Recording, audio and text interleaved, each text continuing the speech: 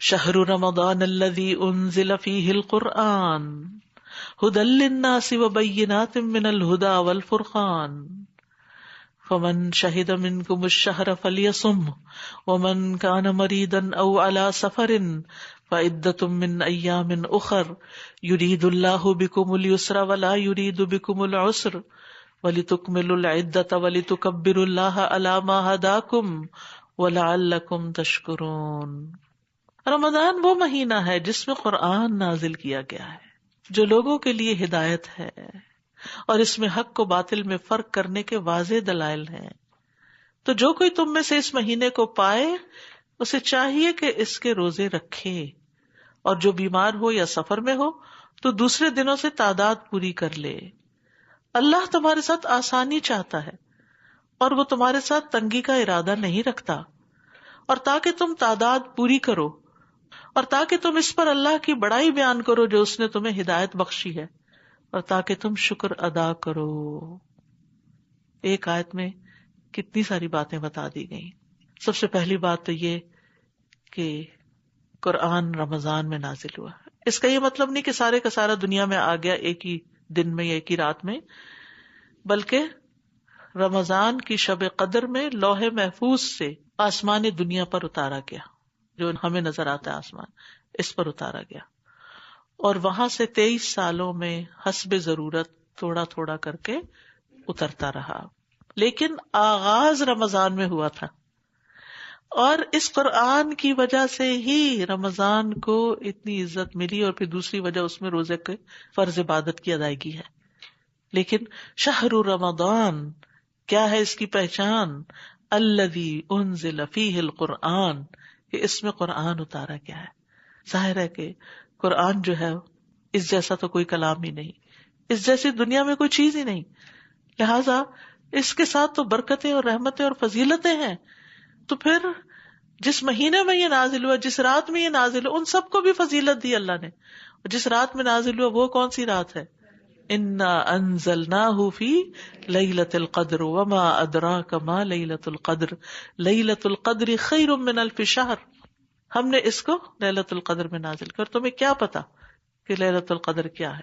لیلۃ القدر 1000 مہینوں سے بہتر ہے۔ سبحان اللہ، جس رات قرآن نازل، اللہ نے اس رات کو اتنی عزت بخشی، اتنا بڑا مقام دیا کہ اب اس کے بعد تم اس رات میں جب عبادت کرو گے تو گویا تم 1000 مہینوں کی عبادت سے بہتر عبادت کر رہے ہو۔ اتنا بڑا ثواب، جس ہوتا ہے نا کہ کمپنیز اپنے جو مخصوص دن ہوتے ہیں، جس دن وہ کمپنی شروع ہوئی ہے تو وہ خاص سیل لگا دیتے ہیں، تو یہ بھی نیکیوں کے ایک موسم بہار ہوتا ہے، اور پھر کرتے کرتے کرتے آخری اشرے کی آخری طاق راتیں، سبحان اللہ، عبادت کی راتیں ہوتی ہیں۔ انسان کو ان کا انتظار کرنا چاہیے، ان کا شوق رکھنا چاہیے، ان کے لیے تیاری کرنی چاہیے، پہلے سے مائنڈ بنانا چاہیے، پورے پلاننگ ٹائم ٹیبل بنانا چاہیے کہ میں کس طرح ان راتوں کی عبادت کروں گی تاکہ مجھ سے اتنی بڑی خیر ہاتھ سے نہ جائے۔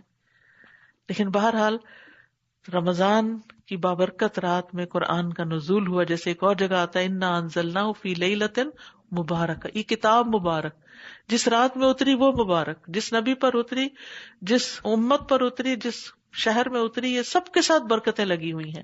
اور نبی صلی اللہ علیہ وسلم رمضان میں قرآن کا دور کیا کرتے تھے جبریل امین کے ساتھ، ہر رات میں قرآن کا دور کیا کرتے تھے، اور پچھلا سارا دہرایا کرتے تھے۔ اسی لیے پھر امت میں ایک سلسلہ چلا آ رہا ہے کہ کم از کم رمضان میں ایک پورا قرآن پڑھ لینا چاہیے۔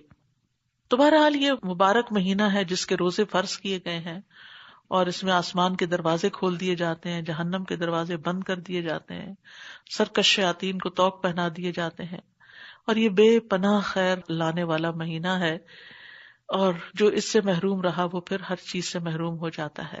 یرید اللہ بکم الیسر ولا یرید بکم العسر، اللہ تمہارے لیے آسانی چاہتا ہے، تمہارے لیے تنگی نہیں چاہتا۔ یعنی اللہ تعالیٰ چاہتا ہے کہ تم پر اپنی رضا کے راستے بے حد آسان کر دے، اور جب کوئی ایسا معاملہ پیش آئے کہ تمہارے لیے کسی فرض کی ادائیگی مشکل ہو تو تمہارے لیے سہولتیں پیدا کر دے، کنسیشن دے دے۔ یعنی کہیں تو اس نے تمہارے لیے فدیہ رکھا، اور کہیں رمضان کے بعد گنتی پوری کرنے کا رکھا، مختلف صورتوں سے تخفیف کر دی۔ اور یہ صرف رمضان کے روزوں کے لیے نہیں ہے، بلکہ یہ ہر دین کے معاملے میں ہے. جیسے پیچھے قتل کے احکام میں آپ نے دیکھا کہ کتنی آپشنز ہیں، اسی طرح رمضان میں بھی ہیں اور باقی بھی. وَلِتُكْمِلُوا الْعِدَّةَ، اور تاکہ تم گنتی پوری کرو. سبحان اللہ، یعنی کمٹمنٹ نبھاؤ. یہ جو ہوتا ہے نا کسی کام کو پورا کرنا، یہ انسان کو بڑی سیٹسفیکشن دیتا ہے. بہت سے لوگ کام شروع کر لیتے ہیں، ادھورا چھوڑ کے غائب ہو جاتے ہیں. یہ عادت نہیں ہونی چاہیے. جس چیز کو بھی آپ شروع کریں اس کو تکمیل تک پہنچائیں، کیونکہ انما الاعمال بخواتیمها، اعمال کا دار و مدار ان کے خاتمے پر ہے کہ آپ کا اینڈ کیسے ہوا. اس میں مثلاً آپ ساری نماز پڑھتے ہیں اور اتحیات میں وضو توڑ دیتے ہیں، تو کیا آپ کو وہ فرض 4 عطا ہو گئے؟ نہیں، آپ کو پوری 4 دوبارہ پڑھنی پڑیں گی، کیونکہ آپ کا وضو ٹوٹ گیا اس سے پہلے کہ آپ سلام پھیرتے، آپ کی نماز مکمل ہوتی. اسی طرح آپ نے سارا دن روزہ رکھا، افطار سے 10 منٹ پہلے آپ کو پیریڈ شروع ہو گئے، کیا آپ کا روزہ ہو گیا؟ نہیں ہوا، آپ کو دوبارہ قضا دینی ہوگی. اب آپ کو کیا فائدہ ہوا؟ افسوس کریں؟ افسوس کی بات نہیں، آپ کو انشاءاللہ اس سارے دن کی مشقت کا اجر مل جائے گا. اسی طرح آپ حج پہ جاتے ہیں اور پھر یہ کہ آپ احرام کی پابندیاں نہیں کرتے یا اور اسی طرح کچھ خلل کر کے آ جاتے ہیں یا لڑائی جھگڑے کر کے آ جاتے ہیں، کیونکہ جب تک حج میں لڑائی جھگڑے سے نہ بچا جائے تو حج مبرور نہیں ہوتا. تو کوئی بھی کام، تعلیم کا کام، آپ ایک کورس شروع کرتے ہیں اور پھر ادھورے میں چھوڑ کے چلے جاتے ہیں، الا یہ کہ کوئی دیکھے مجبوری معذوری اپنی جگہ، وہ تو یہاں سارے فرائض کے اندر ہے اور یہ بھی تخفیف ہے. لیکن سستی کے مارے بس کبھی کچھ کر لینا کبھی کچھ کر لینا، کسی کام میں استقامت نہ ہونا، کسی کام کو سنجیدگی سے نہ لینا، کسی کمٹمنٹ کو نہ نبھانا، ڈیوٹی لے لینا اس کو پورا نہ کرنا، کمٹمنٹ کر لینا میں فلاں کاز میں اتنے پیسے دوں گا ہر مہینے اور پھر آدھے میں چھوڑ دینا شیطان کے کسی وسوسے کے تحت. تو وہ جس کا گھر چل رہا تھا آپ کے چند ڈالر سے، وہ بےچارہ تو پھر محتاج ہو کے بیٹھ گیا، تو آپ نے اس کو امید ہی کیوں دلائی تھی؟ تو والموفون بعہدہم اذا عاہدوا، تو اختتام اچھا کیا کریں اور اس کی دعا بھی مانگا کریں. اللہم احسن عاقبتنا فی الامور کلہا واجرنا من خزی الدنیا وعذاب الآخرہ، کہ اللہ ہمارے ہر کام کی عاقبت اچھی کر دے. ساری زندگی آپ نے نیکی کے کام کیے، بڑھاپے میں آ کے آپ نے غلط کام شروع کر دیے. کئی لوگ ہوتے ہیں نا، ایک خاتون کے بارے میں کسی نے مجھے بتایا، اللہ تعالیٰ ان کی بخشش کرے، اب تو وہ فوت ہو گئی. ان کی بیٹی بے حد پریشان ہوتی تھی کہ میری والدہ ساری زندگی کی تہجد گزار، نمازی، صدقہ خیرات کرنے والی، لیکن بڑھاپے میں آ کے پتہ نہیں کیا ہوا ہے، نمازیں چھوڑ دی. ہم سمجھاتے ہیں، ہم بتاتے ہیں، لیکن کہتی ہیں اچھا لیکن نہیں پڑھتی. اولاد کے لیے بھی کتنا تکلیف دہ ہو جاتا ہے کہ ساری زندگی انہوں نے ماں باپ کو اتنا نیک دیکھا ہوتا ہے، تب تو جانے کا وقت آ گیا، اب یہ کیا ہوا. تو اس لیے ہمیں یہ دعا بھی مانگنی چاہیے کہ ربنا لا تزغ قلوبنا بعد اذ ہدیتنا وہب لنا من لدنک رحمۃ. کبھی کسی نیکی پہ غرور نہ کریں، منہ سے کوئی ایسی بات نہ نکالیں میں تو یہ بھی کرتی ہوں، یہ بھی کر سکتی ہوں، وہ بھی کروں گی. اللہ سے توفیق مانگتے رہیں. دل پلٹنے کا کوئی پتہ نہیں چلتا کس وقت بدل جائے. لوگ بدل جاتے ہیں، حالات بدل جاتے ہیں، انسان کی سچویشن چینج ہو جاتی ہے. تو اس لیے نیکی کے کاموں میں وَلِتُكْمِلُوا الْعِدَّةَ، گنتی پوری کرو، وَلِتُكَبِّرُوا اللَّهَ عَلَىٰ مَا هَدَاكُمْ، اور تاکہ تم اللہ کی بڑائی بیان کرو اس پر جو اس نے تمہیں ہدایت دی. ہدایت کتنی طرح کی ہوتی ہے؟ 2 طرح کی، ہدایت توفیق، ہدایت ارشاد. ہدایت توفیق یہ ہوتی ہے کسی کام کی توفیق مل جانا، اللہ نے راہ دکھا دی، یوں کر لو. وہ ہوتا ہے نا آپ کرتے کرتے آپ کے ذہن میں ایک آئیڈیا آ جاتا ہے. سبحان اللہ، کتنی خوشی ہوتی ہے کہ جب انسان کو کسی نیکی کے کام کا خیال آ جاتا ہے تو وہ خیال ہی انسان کو سرشار کر دیتا ہے کہ اچھا میں یہ کروں گی، ایسے بھی ہو سکتا ہے، یوں بھی کر سکتے ہیں. یا کوئی ہمیں گائیڈ کر دیتا ہے، یعنی اللہ تعالیٰ اسباب کے ذریعے بھی گائیڈ کرتے ہیں، ڈائریکٹ بھی کرتے ہیں، اسباب سے بھی کرتے ہیں. آپ کو ذہن کچھ الجھا ہوا ہوتا ہے، آپ کسی کے پاس جاتے ہیں، وہ آپ کو راہ بتا دیتے ہیں، یہ کر لو، آپ خوش ہو جاتے ہیں. تو ایسی ساری چیزیں یہ اللہ کا فضل ہوتی ہیں. اس لیے اللہ کی بڑائی بیان کرنی چاہیے نیکی کے بعد کہ اللہ تو نے توفیق دی ہے، تیری توفیق سے ہی میں نیک کام کے قابل ہوئی ہوں. کبھی تکبر نہ آئے، کبھی غرور نہ آئے، کہ کہتے ہیں غرور کا سر نیچا. ایسا نہ ہو کہ نیکی کا غرور آ جائے اور پھر کر کے اس کو ضائع کر دے، جیسے شیطان کے ساتھ ہوا تھا. اور تکبیر تکبر اللہ میں کیا ہے؟ رمضان کے آخر میں جب چاند نظر آ جائے تو پھر کیا کرو؟ تکبیریں پڑھنی شروع کر، اللہ اکبر اللہ اکبر، لا الہ الا اللہ واللہ اکبر، اللہ اکبر وللہ الحمد، اللہ اکبر کبیرہ والحمد للہ کثیرہ وسبحان اللہ بکرۃ واصیلا۔ جو لوگ اللہ سے محبت کرتے ہیں نا، اللہ کی بڑائی بیان کر کے ان کے دل خوشی سے بھر جاتے ہیں، کیونکہ ہوتا پتہ کیا ہے، جس سے بھی ہم محبت کرتے ہیں نا تو ہم اس کی تعریف کرتے ہیں، ہم اس کی اچھی باتیں کرتے ہیں، اور ہمیں خوشی ہوتی ہے اس کی اچھائی بیان کر کے۔ تو جس کو اللہ سے محبت ہوتی ہے پھر وہ اللہ کی بڑائی بیان کر کے خوش ہوتا ہے، اس کو اس سے اطمینان ہوتا ہے کہ یا رب تو بڑا ہے، تو نے توفیق دے دی کہ میں یہ کام کر سکوں۔ الا ما ہداکم، کس بات پر کہ اللہ نے ہدایت دے دی، ولعلکم تشکرون، اور تاکہ تم شکر گزار بنو۔ اور شکر کیا ہے؟ دل میں بھی خوشی، عید کے دن خوش ہو جاؤ خوب، اور پھر زبان سے بھی اچھے کلمات، ایک دوسرے کو تقبل اللہ کی دعائیں، عید مبارک، میل ملاقات، تحفے تحائف، اور خوشی خوشی بچوں کے ساتھ بھی، ڈانٹ ڈپٹ سے پرہیز، اور گھر کے اندر بھی، اور پھر نمازوں کی بھی پابندی۔ یہ نہیں کہ رمضان بھر تو تراویح بھی پڑھتے رہے اور عید کی صبح فجر بھی چلی گئی کیونکہ رات دیر تک عید کی تیاریاں ہوتی رہی، یہ نہیں ہونا چاہیے، یہ ناشکری ہے۔ آپ کو پتہ ہے کہ رمضان میں روزہ رکھ کے تراویح پڑھ کے نا جسم ہلکا پھلکا سا ہو جاتا ہے، پھر عبادت مشکل نہیں لگتی، پھر بعد میں تہجد بھی مشکل نہیں لگتے۔ وہ کہتے ہیں یہ تو چھوٹی سی چیز ہے، اس سے زیادہ ہوتا رہا ہے، تو پھر اس نیکی کے عمل پر دوام اختیار کرے تاکہ شکر ادا ہو سکے۔ یہ جو آپ کی عید کی نماز ہے وہ بھی ایک شکر ادا کرنے کا طریقہ ہے۔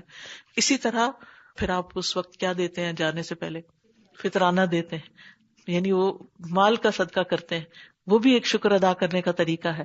پھر آپ اچھے اچھے کھانے بنا کے ہمسایوں کو ادھر ادھر کھلاتے ہیں، وہ بھی ایک شکر ادا کرنے کا طریقہ ہے۔ پھر اچھے کپڑے پہنتے ہیں، وہ بھی ایک شکر ادا کرنے کا طریقہ ہے۔ یہ نہیں کہ انسان کہے کہ اچھا 100 کے دن گزار دوں، بور ہو رہا ہوں، یہ کچھ نہ بور ہو نہ ہونے دے، یہ ناشکری ہے کہ اللہ نے عبادت کے بعد خوش ہونے کا موقع دیا، اگر گھر میں بور ہو رہے نکل جائیں کہیں، بچوں کو لے جائیں، تاکہ یعنی ہوتا ہی ہو نا کہ گھر کے اندر بعض اوقات وہی ایک دوسرے سے بچے لڑنے جھگڑنے لگتے ہیں، کچھ اور ہونے لگتا ہے تو آپ بھی بولنا شروع کر دیتے ہیں، ان کو تھوڑا سا آؤٹنگ کروا دیں، کوئی ایسا کام کریں۔ الحمدللہ یہ سب کرتے ہیں، لیکن کچھ لوگوں کو میں نے دیکھا ہے وہ عید کے دن بھی سو جاتے ہیں آرام سے۔ عید سونے کے لیے نہیں آئی، عید خوشی منانے کے لیے آئی، اور اگر گھر کے بڑے سو جائیں تو بچے بےچارے کیا کریں گے؟ آپ سوچئے، ایسی مائیں بچوں پہ بڑا ظلم کرتی ہیں کہ جو ایسے مواقع پر خود آرام کر رہی ہوتی ہیں، سو رہی ہوتی ہیں، وہ بچوں کو باہر لڑنے جھگڑنے کے لیے چھوڑ دیتی ہیں۔ یہ نہیں ہونا چاہیے۔ اکٹھے مل کے کام کرنے میں جو خوشی ہے نا، وہ اکیلے اکیلے میں نہیں ہوتی، اور صرف اپنی مرضی کا کام کرنے میں بھی خوشی نہیں ہوتی کہ بس منمانی کی جائے ہر کام میں، کہ میرا جو دل چاہتا ہے بس میں وہ کروں گی۔ پھر فرمایا وَإِذَا سَأَلَكَ عِبَادِي عَنِّي فَإِنِّي قَرِيبٌ أُجِيبُ دَعْوَةَ الدَّاعِ إِذَا دَعَانِ فَلْيَسْتَجِيبُوا لِي وَلْيُؤْمِنُوا بِي لَعَلَّهُمْ يَرْشُدُونَ۔ اور جب میرے بندے آپ سے میرے بارے میں سوال کریں تو کہہ دیجئے بے شک میں قریب ہوں، میں پکارنے والے کی پکار کا جواب دیتا ہوں۔ جب بھی وہ مجھے پکارے تو ان کو چاہیے کہ وہ بھی میرا حکم مانیں اور مجھ پر ایمان رکھیں تاکہ وہ ہدایت پائیں۔ تو اللہ سبحانہ وتعالیٰ قریب ہے، اس لیے اس سے دعا کرنی چاہیے۔ جب میرے بندے آپ سے یعنی نبی صلی اللہ علیہ وسلم سے میرے بارے میں پوچھیں، کیونکہ صحابہ نے ایک دفعہ پوچھا تھا کیا ہمارا رب قریب ہے کہ ہم آہستہ آہستہ پکاریں، یا دور ہے تو ہم زور زور سے پکارا کریں، چلا چلا کے پکاریں؟ تو کیا بتایا گیا کہ رب کیا ہے؟ انی قریب، قریب ہے۔ ٹھیک ہے، وہ تو دل کے اندر کے حال کو بھی جانتا ہے، اور دعا سننے کے اعتبار سے بھی قریب ہے، اور دعا کی قبولیت کے اعتبار سے بھی قریب ہے، اور ہر پکارنے والے سے وہ قریب ہے۔ اور رات کے آخری حصے میں اللہ سبحانہ وتعالیٰ اور قریب ہو جاتا ہے۔ تو اس لیے انسان اللہ کے قرب کو محسوس کرے۔ اجیب دعوت الداعی اذا دعان، پکارنے والا جب مجھے پکارتا ہے میں اس کی پکار سنتا ہوں۔ یہ جو داعی ہے نا، اس کے ساتھ ال بھی لگا ہوا ہے، خاص پکارنے والا۔ قبولیت دعا کی شرائط ہیں، اور اس میں سب سے بڑی شرط حرام سے بچنا ہے۔ بعض اوقات لوگ کہتے ہیں نا ہماری دعا نہیں قبول ہوتی، تو اگر کوئی شخص جس کا کام کاروبار حرام کا ہے اور اس کا کھانا پینا حرام کا ہے تو پھر فَأَنَّىٰ يُسْتَجَابُ لَهُ، اس کی دعائیں کہاں سے قبول ہوں؟ تو اس لیے دعا کی قبولیت کے لیے حلال کا اہتمام کرنا ضروری ہے. تو پھر آپ دیکھیں کہ کیسے دعائیں قبول ہوتی ہیں. فَلْيَسْتَجِيبُوا لِي، اور اللہ کی اطاعت ضروری ہے. انہیں چاہیے یہ بھی میری بات مانے. یعنی اس کا یہ مطلب نہیں کہ اگر ہم گناہ کر رہے ہیں تو دعا نہ مانگے، استغفار کریں، دعا مانگے. لیکن اگر ہم چاہتے ہیں کہ ہم مستجاب الدعوات بن جائیں تو پھر زیادہ سے زیادہ اللہ کی اطاعت کے کام کریں. وَلْيُؤْمِنُوا بِي، اور چاہیے کہ مجھ پر ایمان رکھیں، چاہیے کہ مجھ پر ایمان رکھیں. لَعَلَّهُمْ يَرْشُدُونَ، تاکہ وہ ہدایت پائیں، تاکہ انہیں سیدھی راہ ملے. اس سے کیا پتہ چلتا ہے کہ اللہ تعالیٰ کسی کی دعا ضائع نہیں کرتا، وہ دعاؤں کا سننے والا ہے. لیکن انسان کو اپنے حال پر بھی غور کرنا چاہیے کہ انسان یہ سوچے میں اللہ کے کتنے حقوق پورے کر رہا ہوں، میں کتنی فرما برداری کر رہا ہوں. اور پھر جب انسان صحیح طریقہ اختیار کرتا ہے تو اللہ تعالیٰ کی طرف سے رہنمائی بھی ملتی. صرف دعا کی قبولیت ہی نہیں، لعلہم یرشدون بھی ہوتا ہے، رشد و ہدایت بھی ملتی ہے. تو یاد رکھیے دعا ایک عبادت ہے، دعا عبادت ہے. دعا سے زیادہ کوئی چیز اللہ کے ہاں معزز نہیں. دعا انسان کو ضرور فائدہ دیتی ہے، اس کے بارے میں بھی جو اترا ہے مصیبت آ گئی ہے، اور جو ابھی نہیں اتری وہ بھی پلٹ جاتی ہے. دعا نہ کرنا اللہ کی ناراضگی کو مول لینا ہے. حدیث میں آتا ہے جو آدمی اللہ سے نہیں مانگتا اللہ تعالیٰ اس سے ناراض ہوتا ہے. رسول اللہ صلی اللہ علیہ وسلم نے فرمایا بے شک لوگوں میں سب سے عاجز وہ ہے جو دعا مانگنے سے عاجز ہے، جس کے منہ سے دعا نہیں نکلتی. تو ہمیں خوب خوب اپنے لیے بھی اور دوسروں کے لیے بھی دعائیں کرنی چاہیے. دعا سے آپ کا کچھ نہیں بگڑتا، لیکن اگر کسی کی زندگی سنور جائے آپ کی دعا سے تو اجر بھی لکھا جائے گا آپ کے لیے. لیکن دعا کی قبولیت جو ہوتی ہے نا وہ 3 طرح سے ہوتی ہے. ایک تو یہ کہ وہ چیز اس کو دنیا میں ہی مل جاتی، دوسرے یہ کہ آخرت کے لیے ذخیرہ ہو جاتی ہے، تیسرے یہ کہ اس کے بدلے گناہوں کا کفارہ ہو جاتا ہے، بشرطے کہ اس کی دعا قطع رحمی کی نہ ہو اور جلدی نہ کرے. صحابہ نے پوچھا کہ یا رسول اللہ جلدی سے کیا مراد ہے؟ فرمایا یہ کہے کہ میں نے اللہ سے دعا کی اور میری دعا تو قبول نہیں ہوئی، یہ نہ کہے کبھی، یہ کبھی نہیں منہ سے نکالنا چاہیے. اور جہاں تک آخرت میں ذخیرہ ہونے کا تعلق ہے تو جب انسان وہاں پہنچائے گا تو کیا کہے گا؟ کاش میری دنیا میں کوئی دعا قبول نہ ہوتی، مجھے اس کے بدلے میں یہی سب کچھ ملتا، کیونکہ دنیا کا جو ملا وہ تو وہیں ختم ہو گیا، اب یہاں جو ملے گا وہ تو ہمیشہ ہمیشہ کے لیے. تو دعا کی قبولیت کے کچھ آداب بھی ہیں، یہ کہ اخلاص اور پوری توجہ سے دعا مانگنی چاہیے، اور یقین کے ساتھ مانگنی چاہیے کہ اللہ تعالیٰ ضرور سنتا ہے. خشوع خضوع اور عاجزی سے مانگنا چاہیے. جو سوالی ہوتا ہے، جو مانگنے والا ہوتا ہے، وہ کس طرح مانگتا ہے؟ اکڑ کے تھوڑی مانگتا ہے، بیک کرتا ہے. اور پھر تکرار سے، صرف ایک دفعہ نہیں، بار بار مانگنا چاہیے. ہاتھ اٹھا کر دعا مانگنی چاہیے، کیونکہ اللہ تعالیٰ بڑے حیا والا ہے اور بڑے کرم والا ہے. اس کو اس بات سے شرم آتی ہے کہ اس کا کوئی بندہ اس کے آگے ہاتھ پھیلائے اور وہ ان کو خالی لوٹا دے. پھر اسی طرح حمد و ثنا اور درود پڑھ کر دعا مانگی جائے تو وہ بھی قبول ہوتی ہے. پھر جامع کلمات کے ساتھ دعا کرنی چاہیے. نبی صلی اللہ علیہ وسلم جامع دعائیں پسند کرتے تھے، یعنی کم لفظوں میں زیادہ چیز مانگنا. پھر اللہ کے ناموں کو وسیلہ بنا کے دعا مانگنی چاہیے، اس کو پکار کے یا رحمان یا رحیم یا کریم یا مجیب یا قریب، اس طرح کر کے پکار کے دعا مانگنی چاہیے. نیک اعمال کو وسیلہ بنا کے دعا کرنی چاہیے. کوئی بہت مشکل آ جائے تو یا اللہ وہ فلاں کام میں نے تیری خاطر کیا تھا، اگر وہ تجھے پسند تھا تو اس کے وسیلے سے تو میری یہ مشکل آسان کر دے. اور سب سے بڑی بات یہ کہ حلال روزی کا اہتمام کرنا چاہیے. پھر فرمایا احل لکم لیلۃ الصیام الرفث الی نسائکم ہن لباس لکم وانتم لباس لہن علم اللہ انکم کنتم تختانون انفسکم فتاب علیکم وعفا عنکم فالآن باشروہن وابتغوا ما کتب اللہ لکم وَكُلُوا وَاشْرَبُوا حَتَّى يَتَبَيَّنَ لَكُمُ الْخَيْطُ الْأَبْيَضُ مِنَ الْخَيْطِ الْأَسْوَدِ مِنَ الْفَجْرِ ثُمَّ أَتِمُّوا الصِّيَامَ إِلَى اللَّيْلِ وَلَا تُبَاشِرُوهُنَّ وَأَنْتُمْ عَاكِفُونَ فِي الْمَسَاجِدِ تِلْكَ حُدُودُ اللَّهِ فَلَا تَقْرَبُوهَا كَذَلِكَ يُبَيِّنُ اللَّهُ آيَاتِهِ لِلنَّاسِ لَعَلَّهُمْ يَتَّقُونَ. روزے کی رات میں تمہارے لیے اپنی عورتوں کے پاس جانا حلال کر دیا گیا، وہ تمہارے لیے لباس ہیں اور تم ان کے لیے لباس ہو. اللہ نے جان لیا تم اپنے نفسوں سے خیانت کر رہے تھے تو اس نے تم پر مہربانی کی اور تم کو معاف کر دیا.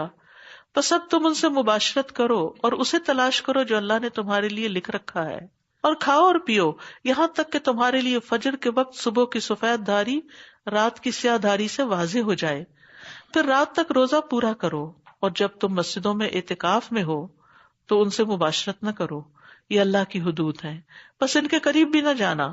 اسی طرح اللہ اپنی آیات کو لوگوں کے لیے کھول کھول کر بیان کرتا ہے تاکہ وہ بچ جائے، تاکہ ان میں تقویٰ آ جائے۔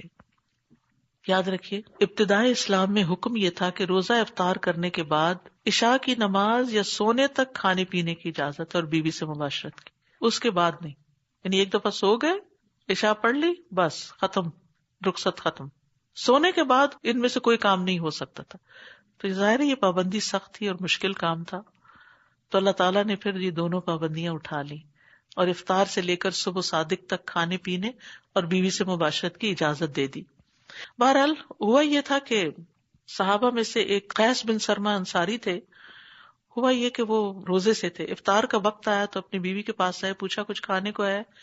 اس نے کہا ہے تو نہیں، لیکن میں کہیں سے ڈھونڈ کے لاتی ہوں، کچھ بندوبست کرتی ہوں۔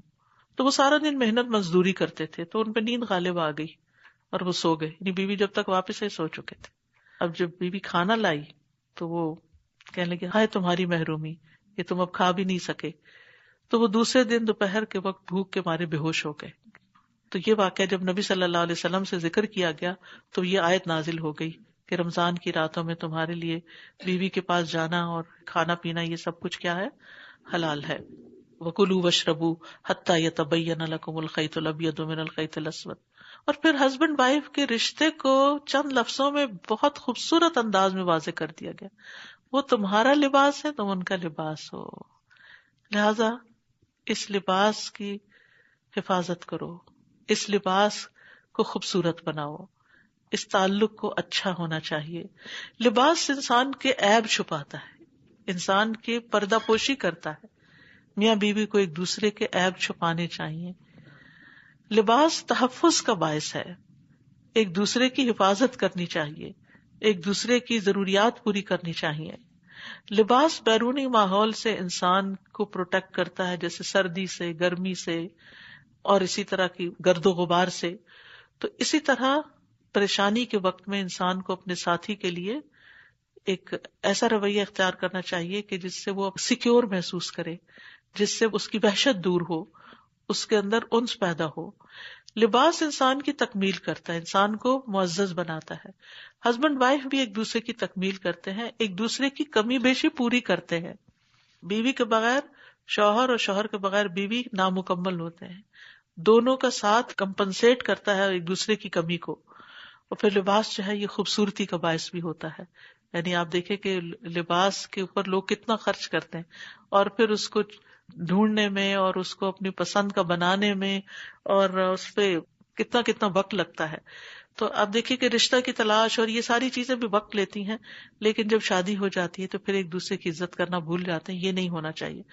اور اس میں سب سے بہترین چیز جو کام کرتی ہے وہ صبر و برداشت ہے، عفو درگزر ہے، ایک دوسرے کو معاف کرتے رہنا اور ایک دوسرے کے رویوں پر صبر کر جانا۔ ہاں اگر معاملہ بہت ہی حد سے بڑھ جائے تو پھر اللہ نے آلٹرنیٹ کئی سولوشن بھی رکھے ہیں۔ وَكُلُوا وَاشْرَبُوا حَتَّى يَتَبَيَّنَ لَكُمُ الْخَيْطُ الْأَبْيَضُ مِنَ الْخَيْطِ الْأَسْوَدِ مِنَ الْفَجْرِ۔ عدی بن حاتم کہتے ہیں کہ میں نے عرض کیا اللہ کے رسول سفید دھاگے اور سیاہ دھاگے کا مطلب کیا ہے، یعنی جو اس آیت میں آیا، کیا اس سے حقیقتاً دو دھاگے مراد ہیں؟ آپ نے فرمایا اگر تو نے دو دھاگوں کو اپنے تکیے کے نیچے دیکھا تو پھر تو تمہارا گدا بہت لمبا چوڑا ہوگا۔ آپ نے فرمایا نہیں، اس سے مراد رات کی تاریکی اور صبح کی سفیدی، یعنی تشبیہ دی گئی ہے اور اس سے الگ الگ کر کے بتایا گیا ہے سیاہ اور سفید کو، دن اور رات کے الگ ہونے کا وقت۔ ثم اتم الصیام الی اللیل، پھر رات تک روزہ پورا کرو۔ یہ سحری افطاری کا وقت بتا دیا گیا۔ سحری میں تاخیر پسندیدہ ہے اور افطار کا وقت جو ہے ادھر سے جو ہی سورج غروب ساتھ ہی کر لینے چاہیے۔ افطار میں جلدی جو ہے یہ پسندیدہ ہے۔ ولا تباشروہن وانتم عاکفون فی المساجد، اور ان سے مباشرت نہ کرو حالانکہ تم مسجدوں میں اعتکاف کی حالت میں ہو۔ یعنی ہسبینڈ وائف ایک دوسرے سے جدا نہیں ہوتے، لیکن کچھ وقت اللہ نے ایسا رکھا ہے کہ جو خالصتاً اللہ کے لیے اس میں دونوں ایک دوسرے سے الگ رہیں، یعنی مسجد میں ان کا کوئی فزیکل ریلیشن شپ نہیں ہونا چاہیے۔ اور اللہ سبحانہ وتعالیٰ نے یہ ساری باتیں اپنی کتاب میں واضح کر دی ہیں تاکہ ہم تقوی اختیار کریں، حلال کو حلال سمجھیں، حرام کو حرام سمجھیں، بچنے والی چیزوں سے بچیں. پھر فرمایا وَلَا تَأْكُلُوا أَمْوَالَكُمْ بَيْنَكُمْ بِالْبَاطِلِ وَتُدْلُوا بِهَا إِلَى الْحُكَّامِ لِتَأْكُلُوا فَرِيقًا مِّنْ أَمْوَالِ النَّاسِ بِالْإِثْمِ وَأَنْتُمْ تَعْلَمُونَ. اور تم آپس میں ایک دوسرے کا مال باطل طریقے پر نہ کھاؤ اور نہ اس کو بطور رشوت حاکموں کے پاس کھینچ لے جاؤ تاکہ ایک گروہ لوگوں کے مال کا کچھ حصہ گناہ کے ساتھ کھا لے حالانکہ تم جانتے ہو. اس آیت کا پچھلی آیت کے ساتھ کیا تعلق ہے؟ روزے کی حالت میں انسان اللہ کے حکم سے نہایت مرغوب چیزیں، کھانا پینا اور جماع جیسی چیزیں جو ہے ان کو ترک کر دیتا ہے. تو اسی مناسبت سے اب حرام سے بچنے کی تلقین کی جا رہی ہے کہ جہاں بھی کوئی مال ناجائز طریقے سے حاصل ہو وہ نہیں کھانا چاہیے. اور جن چیزوں کو اللہ نے حرام قرار دیا ہے جیسے سود ہے، زنا کی اجرت ہے، نجومی کی فیس ہے، شراب کی فروخت ہے، لاٹری، جوا یا گانے بجانے کی اجرت ہے، یہ سارے آمدنی کے ذرائع جو ہیں یہ حرام ہیں. تو ان چیزوں سے بچنے کی ضرورت ہے. اور پھر اسی طرح خاص طور پر اس آیت میں رشوت سے منع کیا گیا ہے کہ تم حکام کے پاس مال لے جاؤ، ان کو پیسے دے کے اپنے حق میں فیصلے کرواؤ یا ان سے کچھ انڈیو فائدے حاصل کرو، تو یہ تمہارے لیے درست نہیں، کیونکہ کسی مسلمان کے لیے جائز ہی نہیں کہ کسی مسلمان کا ناحق مال ہتھیائے، کیونکہ اللہ نے ایک مسلمان پر دوسرے مسلمان کا مال حرام کر دیا ہے. یہ حدیث کے الفاظ ہیں. حتیٰ کہ ہنسی مذاق میں بھی کسی کا مال نہیں اٹھانا چاہیے. یعنی مثلا کسی نے بہت اچھی کوئی گولڈ کی انگوٹھی پہنی ہوئی تو آپ کہتے دیکھتی ہوں تمہارا دل کیسا ہے، دکھاؤ ذرا میں پہن کے دیکھوں، اور پہن کے کہو اب تمہاری چھٹی. تو اس طرح کے کام بھی نہیں کرنے چاہیے، چاہے قریبی دوست ہی کیوں نہ ہو، بہن بھائی کیوں نہ ہو، کیونکہ ہر شخص کو اپنی چیزیں پیاری ہوتی ہیں اور دھوکے سے اور مذاق مذاق میں کسی کی کوئی چیز لینا یہ بھی ناجائز ہے اور باطل ہے. پھر اسی طرح کسی کی چیز چرا لینا، نبی صلی اللہ علیہ وسلم نے فرمایا مسلمان کی گم شدہ چیز جو ہے آگ کی لپٹ ہوتی ہے، تم اس کے قریب بھی نہ جانا. یعنی مثلا آپ کو کوئی شخص اپنی کرسی پہ پرس رکھ کے بھول گیا، چلا گیا، پیچھے سے آپ دیکھتے تھے، آپ کہتے چلو موج ہو گئی، تو یہ جو ہے یہ آگ کی لپٹ ہے، گویا تم آگ کا انگارہ اٹھا رہے ہو. تو کسی کی چیز کے اوپر نظر نہ ہو. پھر اسی طرح حرام کمانے والے کی بڑی سے بڑی نیکی پر بھی ثواب کی بجائے گناہ ملتا ہے. رسول اللہ صلی اللہ علیہ وسلم نے فرمایا جس نے حرام مال کمایا پھر اس سے غلام وغیرہ آزاد کیا، اس سے رشتہ داروں کو دیا تو اس پر اس کو گناہ ہوگا، یعنی وہ مال خرچ کرنے پر بھی الٹا عذاب. پھر اسی طرح جو آدمی کسی کی ظلمن زمین دبا لے، جیسے یتیم بچے ہوتے ہیں نا، ان کے پراپرٹیز کو ہضم کر لینا یا اور کوئی بھی صورت، تو وہ اللہ سے اس حال میں ملے گا کہ اللہ اس سے ناراض ہوگا. اسی طرح کسی کی اجازت کے بغیر اس کا کھانا کھا جانا یا اس کا کپڑا اٹھا لینا یا کوئی بھی اس کی ضرورت کی چیز اٹھانا، ان سب چیزوں سے ہمارا دین ہمیں منع کرتا ہے، کیونکہ ہمارے دین میں جتنے بھی احکامات ہیں وہ اس لیے دیے گئے ہیں تاکہ لوگوں کے درمیان آپس میں جھگڑے وغیرہ نہ ہوں، کیونکہ مال جھگڑوں کا باعث بنتا ہے، دوسروں کے ساتھ بدسلوکی جھگڑوں کا باعث بنتی ہے اور اس سے امن و امان تباہ ہو جاتا ہے. یہاں پر فرمایا حالانکہ تم جانتے ہو، یعنی کچھ چیزیں انسان دین کا علم حاصل کر کے اس کو پتہ چلتی ہیں، اور کچھ چیزیں جو ہے انسان کی جو ایک فطرت ہے یا اس کا دل بھی اس کو بتاتا ہے کہ یہ ٹھیک نہیں، یہ تو کسی کی چیز ہے، اس میں تمہارا کیا حق.